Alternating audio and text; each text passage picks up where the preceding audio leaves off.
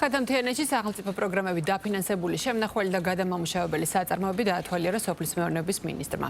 ის შეხვედრებს გამართავს ფერმერებთან და მათი საჭიროებების შესახებ მოისმენს ინფორმაციას. მინისტრი სოფელ ნატახტარში გაყინული პურფუნთუშეულის საწარმოებსაც გაეცნო და სახელმწიფო პროგრამების მნიშვნელობაზე ისაუბრა. დავით სონღულაშვილი სამინისტროს სისტემაში შემავალი უწყებების ოფისებსაც ესტუმრა და რეგიონში თანამშრომლების სამუშაო პროცესს გაეცნო. დაათვალიერა ხათამთიანეთის ახალი ოფისი, რომელიც რეგიონის 5-ვე მუნიციპალიტეტში სურსათის უვნებლობის, ვეტერინარიისა და მცენარეთა დაცვის კონტროლს ახორციელებს. იმყოფებოდა სატყეო სააგენტოს რეგიონულ სამსახურშიც.